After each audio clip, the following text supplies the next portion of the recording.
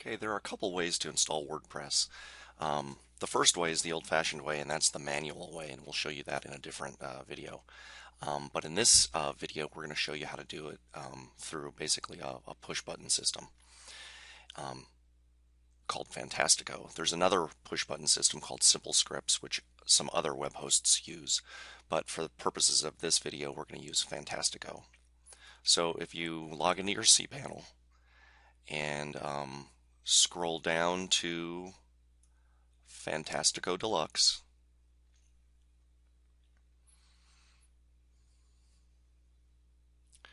and then click on WordPress, and then click on New Installation, and then choose your domain,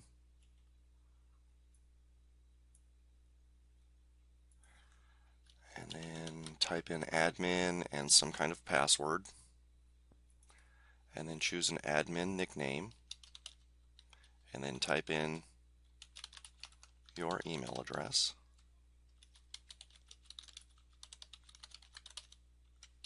and then type in your site name,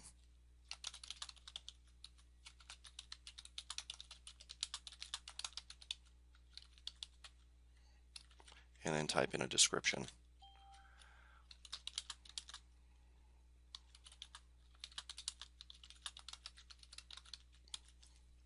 Then click the button Install WordPress.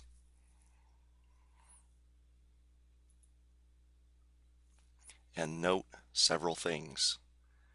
You want to write down what your database name is and your database username is. And you also want to make sure that the URL is right. And then you want to click on Finish Installation.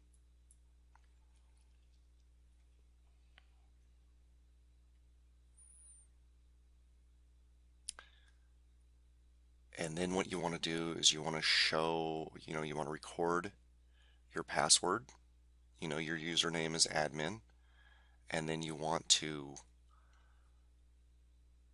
click on this link in a couple minutes. It may not work right away, but it will work in a few minutes.